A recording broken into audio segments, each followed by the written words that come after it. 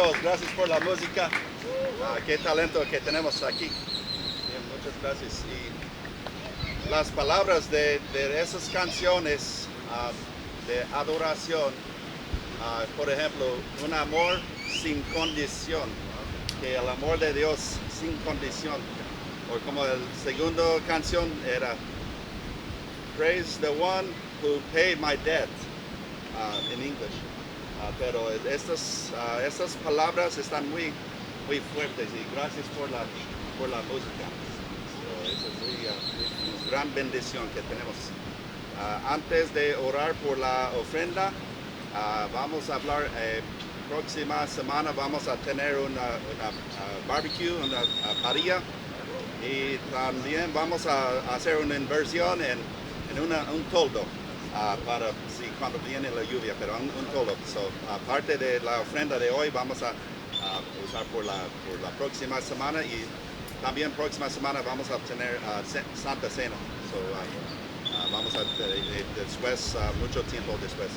Vamos a orar por la ofrenda.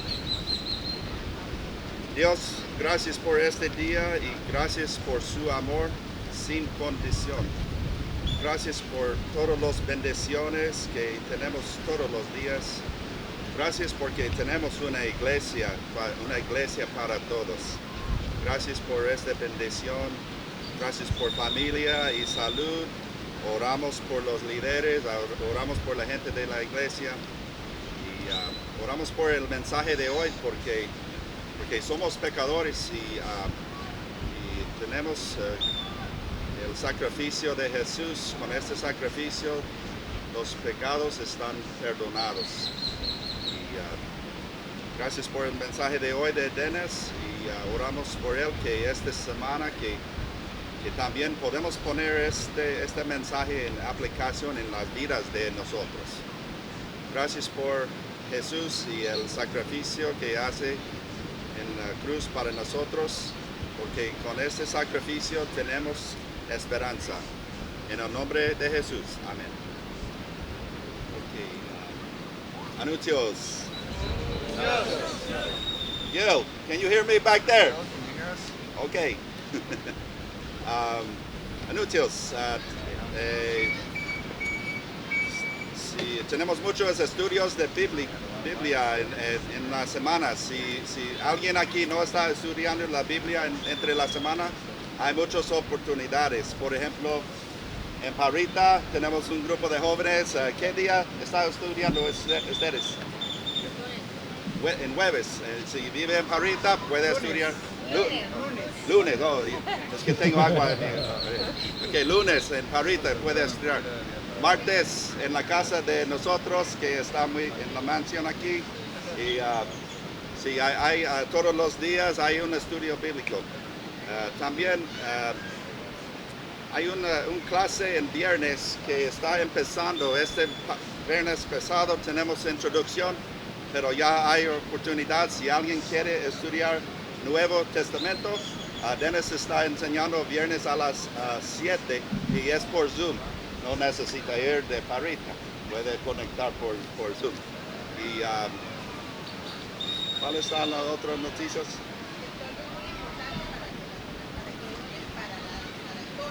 La ofrenda es para el toldo.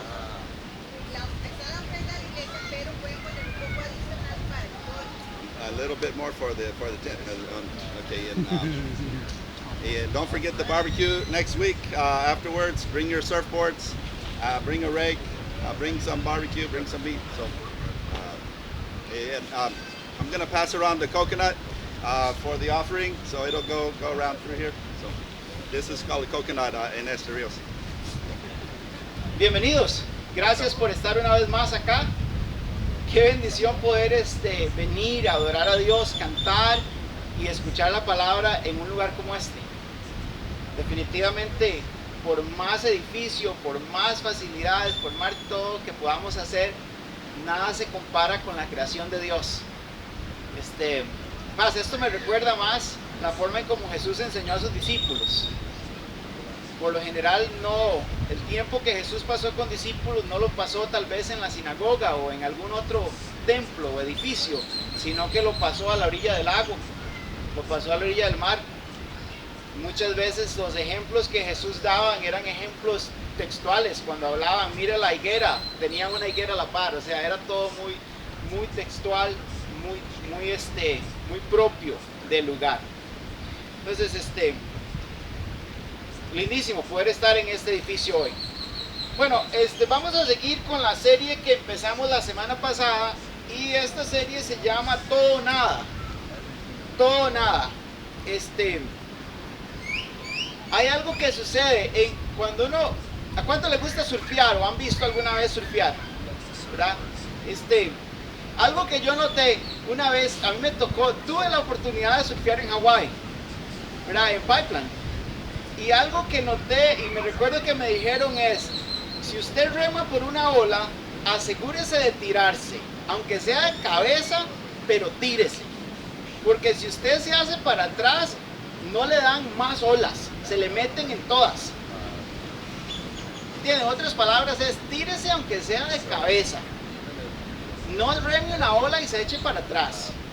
Y le voy a decir, totalmente tiene sentido, porque no hay nada más frustrante que estar surfeando, ver a alguien en el pico, en lugar perfecto para agarrar la ola, la rema con todo, y cuando ve el hueco, ¿verdad? Cuando ve la parte de abajo, le da miedo y se echa para atrás, y usted perdió la ola y usted dice, no, en la otra me le tiro, me le meto, porque va a desperdiciar las olas, ¿verdad? Entonces, algo así, solo para que sepan, aquellos que están aprendiendo a surfear, si van a remar la ola, tírese aunque sea de cabeza, pero tírese. Entonces, esto es lo que llamamos en esta serie, es todo o nada. O sea, tirémonos. O sea, a la hora de confiar en Dios, no confiemos solo una parte, sino confiemos todo, ¿verdad? Y de una u otra manera, a veces nosotros no disfrutamos la bondad, la grandeza de Dios, porque nada más fuimos una parte. O sea, Dios ha venido a ser nada más como una parte social, algo que hago el domingo, qué lindo, es algo que me hace sentir bien, me da buena vibra, ¿verdad? Pero por otro lado, sigo haciendo cosas que yo sé que tal vez no agradan a Dios, pero son mías. O a veces le decimos a Dios, Señor, te doy mi corazón, ¿verdad? Y te doy mi vida, te entrego mi casa, pero en medio de esa casa tenemos tal vez un cuarto en el cual le decimos, Señor, solo para que sepa, todo es tuyo, pero lo que está en ese cuarto es mío, es privado, ¿verdad? Entonces, es triste, porque entonces no podemos disfrutar de la plenitud de Dios en nuestra vida si solamente lo usamos por partes. ¿Vamos bien? Ok. En Mateo capítulo 3, al inicio de Mateo, es el Evangelio de Mateo, como ustedes saben, fue un evangelio que fue escrito para una audiencia judía. O sea, fue escrito por Mateo, el que era un cobrador de impuestos, alguien por el cual en los tiempos de Jesús no era permitido en las sinagogas de los fariseos. Sin embargo, Jesús, mientras Mateo estaba sentado a la mesa cobrando impuestos, o sea, con las manos en la masa, en la acción misma, Jesús lo llama y le dice, Mateo, sígueme, y Mateo, dejando todo aquello, le siguió. Fascinante ver de que Jesús no le dice, Mateo, lo voy a poner 3 meses en disciplina, a ver cómo usted se comporta, o si usted se comporta, entonces me puede seguir. Pero Jesús le dice, sígame, y Mateo la rema con todo, ¿verdad? Mateo no dijo, suave un toque para ver si me tiro o no. No, la rema con todo y lo sigue. Y viene a ser el que era despreciado por los judíos por ser un cobrador de impuestos, viene a ser el que escribe el evangelio enfocado o dedicado a los judíos, a los fariseos, por decirlo así. ¿Verdad? Qué ironía, qué interesante cómo Dios trabaja, cómo Dios usa esto. Y en este evangelio de Mateo, Mateo cuenta la historia de Juan el Bautista. Y Juan el Bautista era alguien que iba delante de Jesús anunciando la venida del reino, anunciando la venida del Mesías. Muchos creían que Juan era el Mesías, pero él mismo decía, yo no soy. O sea, el que viene atrás de mí, yo no soy digno ni siquiera de soltarle los zapatos, ni siquiera de quitarle las chanclas. Yo no soy. Pero sí, Juan el Bautista tenía un mensaje muy directo y muy blanco y negro, por decirlo así. Y el mensaje de Juan el Bautista en Mateo capítulo 3, versículo 2, dice, Juan el Bautista salió del desierto, ¿verdad? Y predicando y decía, arrepiéntanse, porque el reino de los cielos está cerca. Ese era el mensaje textual, puntual y directo. Arrepiéntanse, porque el reino de los cielos está cerca. Y uno diría, bueno, pero es que ese era Juan. Juan era demasiado radical, ¿sí o no? Es más, a veces hemos conversado y a veces con Elías, con mi hijo Elías, a veces hemos hablado de que hay personajes que uno quisiera conocer. Uno de ellos es el profeta Elías por la forma en cómo lo describe la Biblia, y el otro es Juan el Bautista. O sea, usted sabe lo que es llegar a un restaurante con Juan el Bautista, o sea, y que diga, este es mi compa Juan, ¿entiende? O sea, era alguien que se veía como que lo que dijera la gente le importaba esto, ¿entiende? Era alguien que tenía una identidad tan bien definida que lo que dijeran los demás a él no le importaba. Lo vemos como él era muy directo, o sea, definitivamente Juan no estaba tan enfocado en ganar popularidad y que la gente lo quisiera. Aún más con los fariseos, ¿verdad? Cuando les dice y los trata durísimo también. Y Juan, ¿verdad? Ese es el mensaje directo. Pero veamos de que ese mismo mensaje es el mensaje que viene a predicar Jesús después. Es el primer mensaje. Después de estar en el desierto, ayunar 40 días y 40 noches, Jesús aparece y el mensaje que viene a predicar es este. Mateo capítulo 3, en el versículo 17, ¿verdad? Dice, y desde entonces comenzó Jesús a predicar. Ojo el mensaje. Arrepiéntanse, porque el reino de los cielos está cerca. Una vez más, directo, haciendo eco del mensaje que Juan el Bautista había traído. Entonces, ahora la pregunta es esta: ¿por qué arrepentirnos? ¿Qué significa arrepentirnos? ¿Verdad? ¿Qué significa esta parte? ¿Qué significa todo o nada? Y arrepentirnos, a veces el arrepentimiento ha sido confundido con otros tipos de emociones o con otros tipos de situaciones, y a veces confundimos arrepentimiento con remordimiento. ¿Verdad? Ustedes han hecho algo que en un momento ustedes se sienten muy mal que lo hicieron, se sienten terribles de que usted hizo esto y usted dice, ¿cómo pude hacerlo? Pero no hay un cambio, no hay una decisión, no hay formas y todo, y entonces después de un tiempo el pecado es tan fuerte en nosotros y la tentación es tan fuerte que llego en que, como no tomé decisiones al respecto, vuelvo a caer en lo que dije que odiaba, ¿verdad? O sea, vuelvo a repetir, valga la redundancia, aquello que me hizo sentir tan mal. ¿Cuánto les ha pasado eso? Gracias. Gracias por la honestidad, de los que no la levantaron están mintiendo. Entonces arrepiéntase, por favor. Ok, entonces, de una u otra manera, remordimiento no es lo mismo que arrepentimiento. El arrepentimiento no es cuando lloramos, es cuando cambiamos. El arrepentimiento no es algo que yo diga, uy sí, yo no puedo hacer esto, pero no hago nada al respecto. No, el arrepentimiento es una decisión del corazón. Es una decisión del corazón y en mi mente tengo que ser renovado de tal manera que haga, que tome decisiones que me ayuden a no volver a hacer esto más. ¿Me explico o no? No. ¿Sí?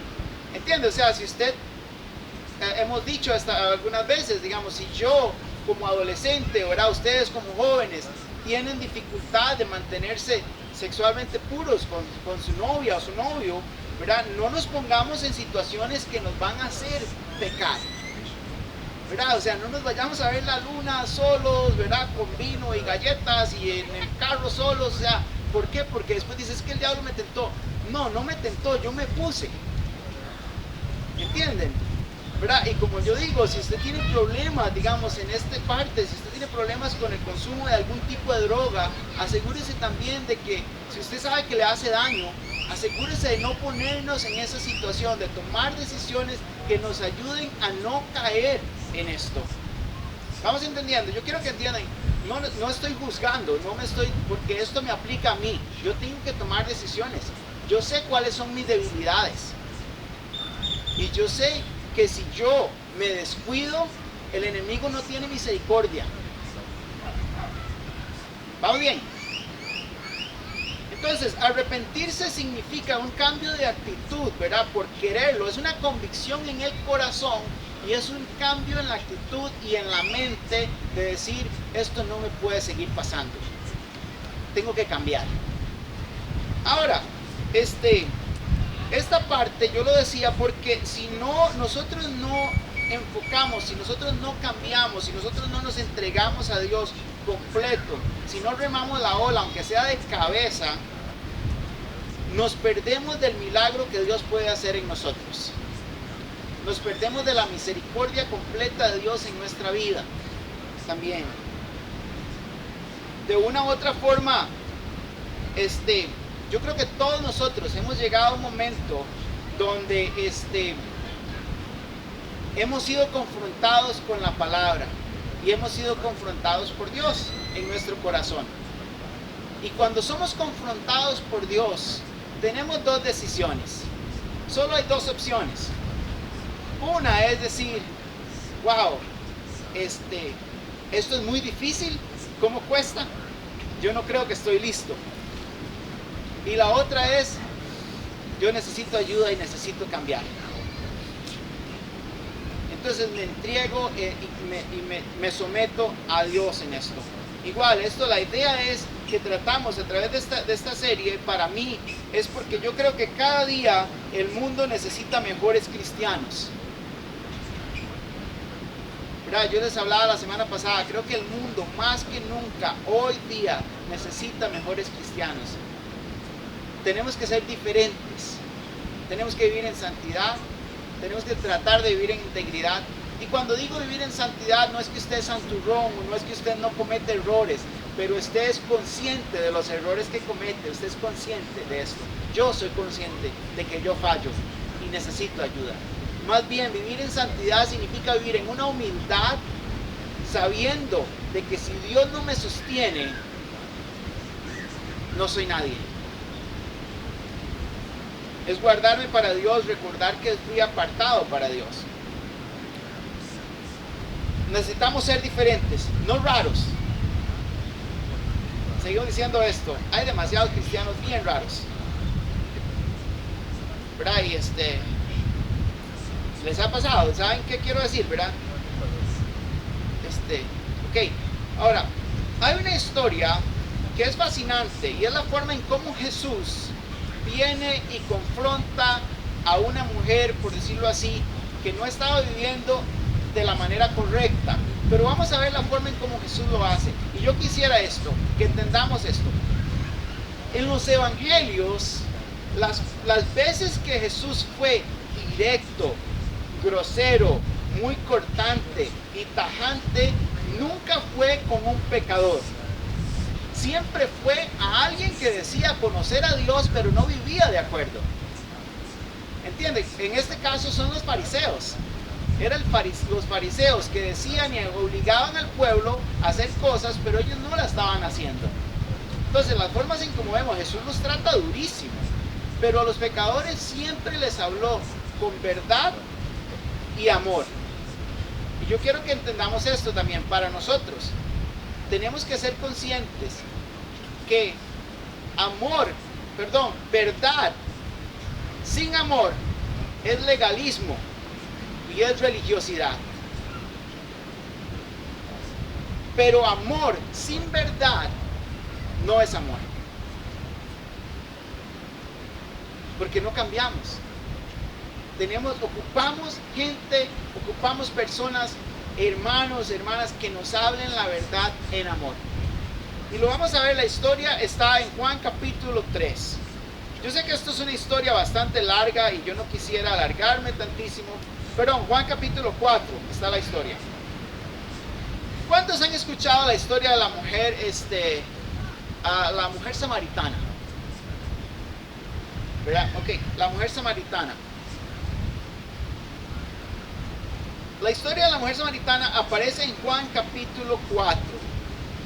Y algo muy particular de esta historia es que es la conversación directa y personal de Jesús con un individuo más larga narrada en los evangelios. O sea, no hay otra conversación, no hay otra relación y otro tiempo donde Jesús hable tanto con un individuo, ni siquiera con ninguno de sus discípulos. ¿Verdad? O sea, es la forma en cómo esto pasa no hay manera, o sea, no hay una forma en que Jesús pasa tanto tiempo con alguien como lo hace con la mujer samaritana. Y esto para mí es fascinante, ¿verdad? Primero entendiendo de que, y yo no quiero meterme mucho en estos detalles, pero sabiendo de que los judíos y los samaritanos no se mezclaban. Los judíos consideraban que los samaritanos no eran, básicamente de raza pura, eran considerados inmundos, eran considerados impuros. Entonces un judío no se podía mezclar con los samaritanos. Sin embargo, hay un día donde, donde tenían que pasar, iban para Galilea y tenían que pasar por este pueblo. Muchos de los judíos preferían dar vuelta y alargar el camino como 3 días más, con tal de no pasar por Samaria, para no contaminarse.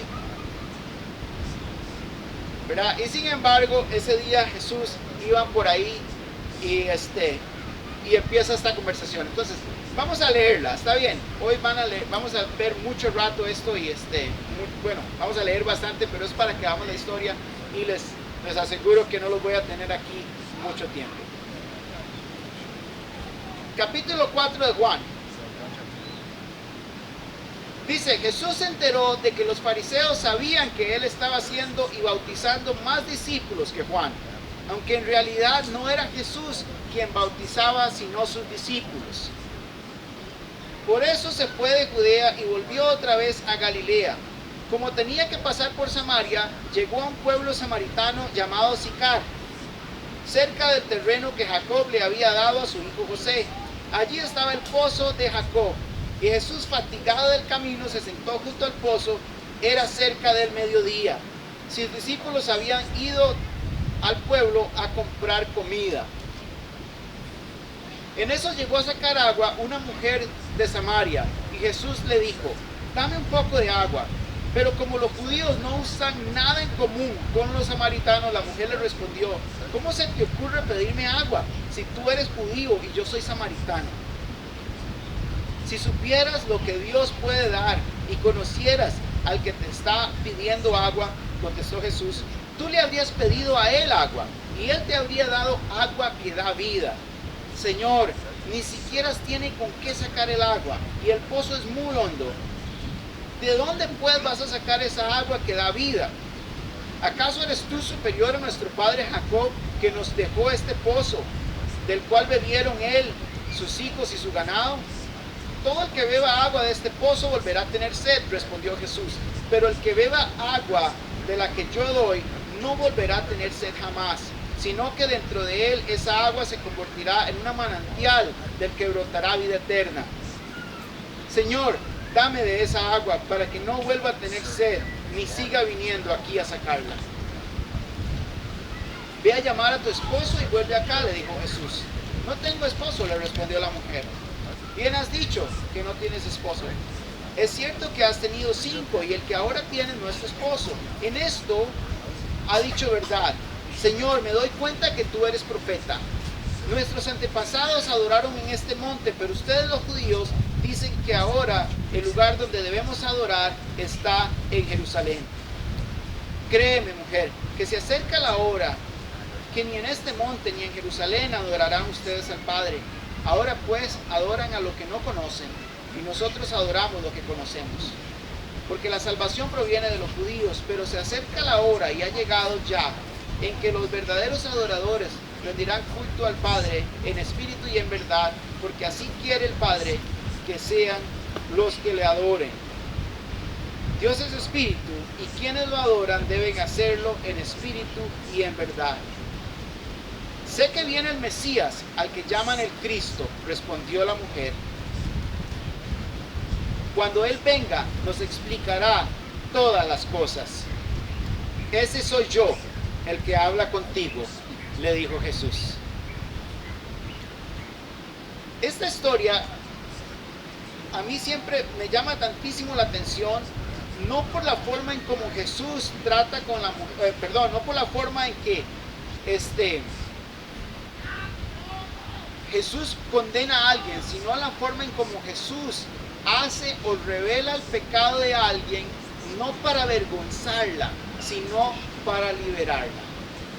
¿Entienden? Esta parte es fascinante. Yo creo que entienden esto. Si alguien a la hora de confrontar o la forma en cómo le hace a ver su pecado o su mal, lo hace de una manera a nivel de ser más juez que misericordia, eso no es necesariamente de Dios. Dios nunca nos confronta o nos saca el pecado para que sintamos avergonzados. Él lo hace porque quiere que seamos libres de este pecado. La forma en cómo trata acá es fascinante. Ustedes ven qué conversación más larga tiene Jesús con esta mujer. Y yo a propósito la leí toda.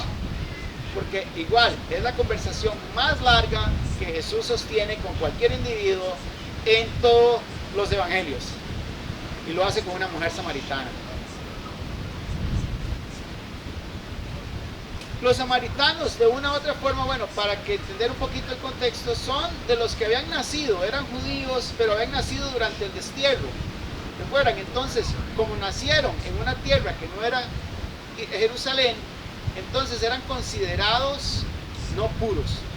Tanto así, como dice, cuando Jesús le pide agua a la mujer le dice, pero como no usan nada en común, esto significa de que si un samaritano había tomado agua en un jarro, un judío no podía tomar agua en ese jarro, porque ese jarro ya estaba contaminado. Era la religiosidad que apremiaba tantísimo a la gente. Sin embargo, esta conversación empieza y era la forma en cómo Jesús quería revelarse a esta mujer. Y es fascinante, ¿verdad? Cuando ella dice, ¿por qué me pides agua si yo soy samaritana y tú eres judío y no tenemos nada en común? Después Jesús dice, si supieras quién es el que te pide agua, más bien usted le pediría agua. Y está tratando de tratando de tener esta conversación, de saber quién es tratando de revelarse quién es. Y al final Jesús le dice, yo quiero darle esta agua. Y la mujer dice, ok, está bien. Jesús le dice, va a traer a tu esposo. Y es fascinante porque aquí es donde Jesús revela esta parte y cómo Jesús liberta a esta muchacha, ¿verdad? Es donde le dice, no tengo esposo. Y le dice, es cierto, te estás diciendo la verdad, porque has tenido otros, pero y el que tienes ahora no es tu esposo. Pero ojo cómo lo hace. ¿Será que lo está haciendo para que ella se sienta avergonzada? ¿La está juzgando? ¿Le está extendiendo misericordia? Y a mí me gusta cómo cómo la mujer responde también a Jesús en este caso. La mujer dice, ahora me doy cuenta que sos profeta. ¿Verdad? En otras palabras no le dice, y me agarró caída. ¿Verdad? Qué tirada, qué vergüenza. O sea, no, sino que dice, ahora entiendo de que sos profeta. ¿verdad? Y entonces empieza esa conversación y al final empieza a hablar de esto y al final dice, sí, cuando el Mesías venga me explicará todas las cosas. Y qué increíble, en ese momento cuando Jesús le dice, el que habla contigo, ese es. ¿Se imagina ese momento crucial de decir, este es el Mesías y está hablando conmigo? Ahora, lo fascinante de esto es que Jesús trata con ella para cambiar su corazón. Y esa mujer, la cual había llegado al mediodía a sacar agua, por la reputación que tenía en el pueblo, las mujeres buenas, las mujeres santas, iban en la mañana, cuando el sol no estaba caliente. Entonces, las mujeres a las cuales la sociedad tenía fichadas como malas, en este caso, esta señora va a mediodía, porque a mediodía el sol estaba súper caliente y ninguna mujer buena estaba allí. Era como el tiempo que ella tenía espacio para poder ir a sacar el agua. Y es justamente cuando Jesús la encuentra. Interesante que Jesús no se revela a las mujeres buenas que vinieron en la mañana, sino que lo hace con ella. Al final vemos lo que sucede. Esta mujer, en el capítulo 4 que estamos leyendo, el versículo 39, muchos de los samaritanos, 39 dice, muchos de los samaritanos que vivían en aquel pueblo creyeron en él, en Jesús, por el testimonio que daba la mujer. Me dijo todo lo que he hecho. Así que cuando los samaritanos fueron a su encuentro, le insistieron que se quedara con ellos. Y Jesús permaneció allí 2 días. Y muchos más llegaron a creer por lo que él mismo decía. Ya no creemos solo por lo que tú dijiste, le decían a la mujer. Ahora lo hemos oído nosotros mismos y sabemos que verdaderamente este es el Salvador del mundo. Es fascinante ver cómo una mujer por la cual la sociedad no daba mucho, se convierte de una u otra manera en una misionera a su propia gente, a su propio pueblo. ¿Por qué? Porque cuando Dios revela nuestro pecado, no lo hace para avergonzarnos, lo hace para liberarnos y así poder nosotros tener la frente en alto para decirle a nuestra propia gente que Dios existe y que Dios cambia. Ojo el mensaje. Esto está pasando, estamos hablando de que esto sucedió al mediodía y en la tarde ella está en el pueblo enseñándole a la gente, diciéndole a la gente, ojo, ¿cuántas clases de discipulado tuvo la mujer?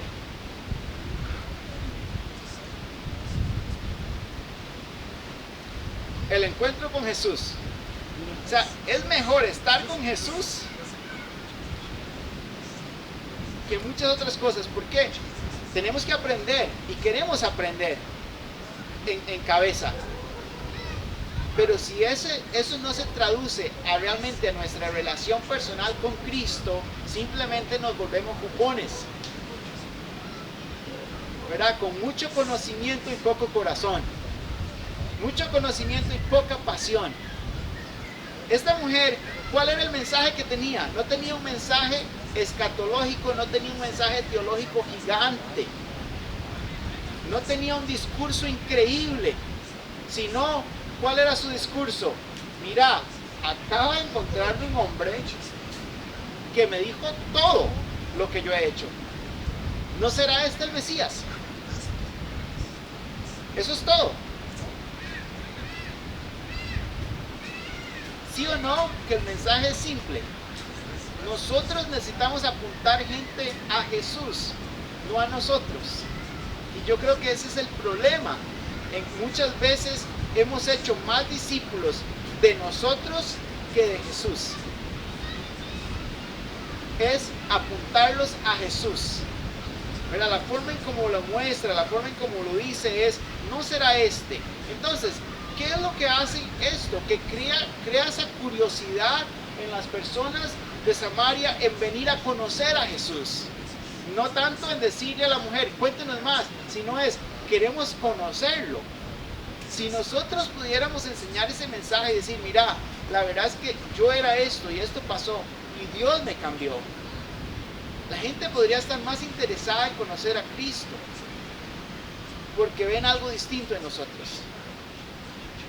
Ok, ¿qué tiene que ver esto con lo que estábamos hablando? Todo o nada. Esta mujer ese día dejó la vergüenza, dejó todo, ¿verdad? Y se fue al pueblo y empezó a enseñarle a la gente. ¿Por qué? Porque Jesús transforma nuestra vergüenza en humildad. Jesús transforma nuestra vergüenza en algo que Él puede usar para su gloria. Pero eso es siempre y cuando estemos dispuestos a ir todo o nada. Hay otra instancia que todos la conocen, donde Jesús también interactúa con otra mujer. ¿Y por qué estoy usando ejemplos de mujeres en estos casos? Es porque las mujeres en la sociedad y en la cultura de Jesús de una u otra manera no tenían tanto voz y voto. Era meramente una cultura patriarcal. Y si bien es cierto, podemos decir que Jesús vino a dar voz, vino a dar valor a la mujer. Algo que también, desgraciadamente, a través de los años, esa sociedad y esa parte ha sido tan mal interpretado, el rol de la mujer, el rol del hombre, tanto que ahora más bien nos hemos vuelto, en lugar de ser un complemento, nos hemos vuelto a pelear unos con otros, donde las mujeres quieren ser más como hombres. Y sí o no, tenemos hoy día hombres que necesitan ser más masculinos. No lo digo como manera de juzgar, pero de una u otra manera, yo creo que ocupamos más hombres y ocupamos más mujeres. Hay otra instancia donde sucede que Jesús viene a dar valor a una mujer igual. ¿Recuerdan el lugar o la historia donde dicen que unos judíos o unos hombres encontraron a una mujer en el acto mismo de adulterio? ¿Recuerdan esta parte? Y la trajeron delante de Jesús y dijeron: Señor, en la ley de Moisés esta mujer fue sorprendida en el acto mismo de adulterio y según la ley hay que apedrearla. ¿Recuerdan esta instancia? Primero, este es el caso de adulterio más raro de la historia. Encontraron una mujer en el acto mismo de adulterio y la trajeron. ¿Una mujer sola? ¿Y el hombre? ¿Entiende esta parte? Es como suave. ¿Cómo puede una mujer estar en el acto mismo de adulterio sola? Esto como que no calza, ¿verdad? Pero como él era hombre, en ese momento dijeron, la culpa es de ella, entonces venga.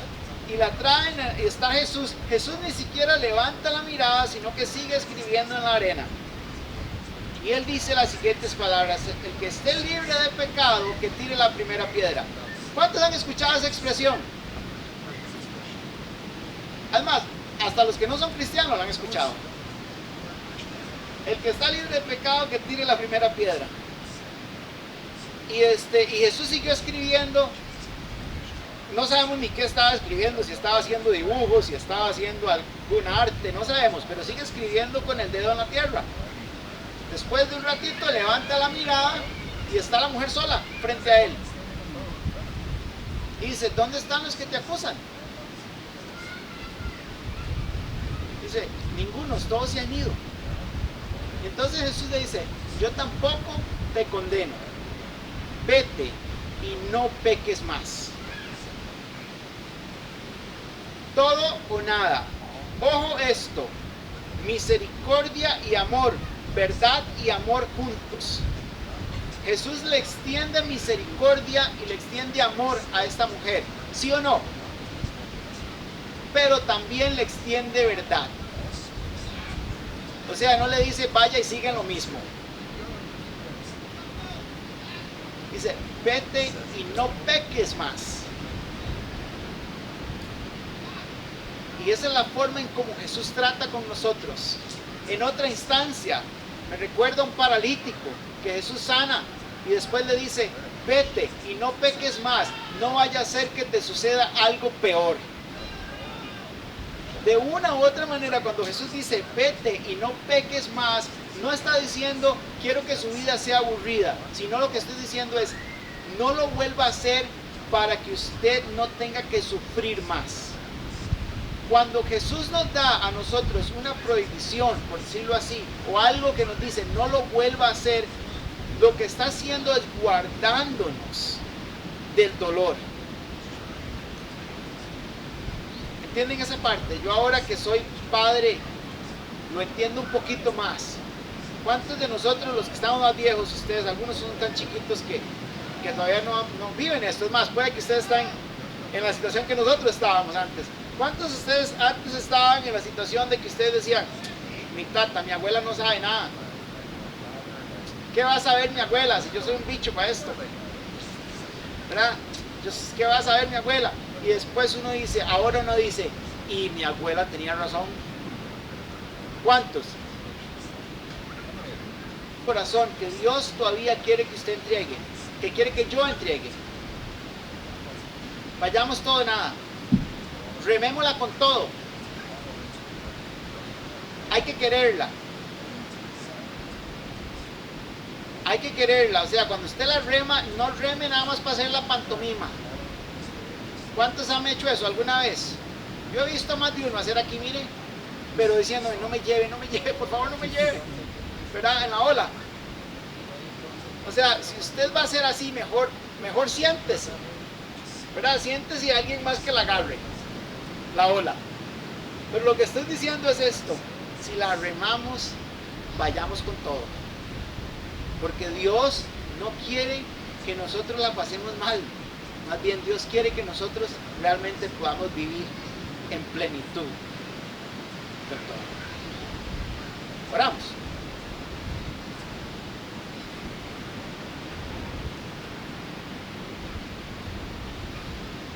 Señor, muchísimas gracias, Padre, por esta mañana. Señor, gracias porque en realidad cada vez que vemos historias en la forma en como tú trataste, oh Dios, con pecadores, Señor, lo hiciste de una manera con amor, con verdad, con misericordia. Señor, sabiendo de que en realidad la advertencia y el volvernos a ti con todo no significa que vamos a tener que ser aburridos o religiosos, para nada. Más bien significa que vamos a aprender a vivir la vida en plenitud. Vamos a realmente aprender a vivir.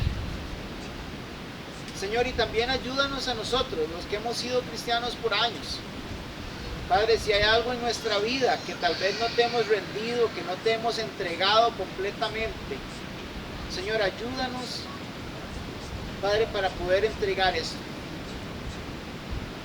Señor, ayúdanos para amarte sin reservas. Señor, ayúdanos, Dios, para entregarnos por completo. Señor, que tú gobiernes en todas las áreas de nuestra vida, en nuestra vida amorosa, en nuestra vida emocional, en nuestra vida laboral, en nuestro dinero, Señor, en todo, en nuestras relaciones. Padre, de que tú no seas lo último a lo que vamos en momentos de emergencia, sino más bien que sea lo primero a lo que vamos. Señor, que cuando nos vaya mal, oremos, y que cuando nos vaya bien, oremos. Señor, que siempre estés presente en nuestras vidas. Ayúdanos, Dios, a saber de que nos has amado con un amor eterno y que tú lo entregaste todo.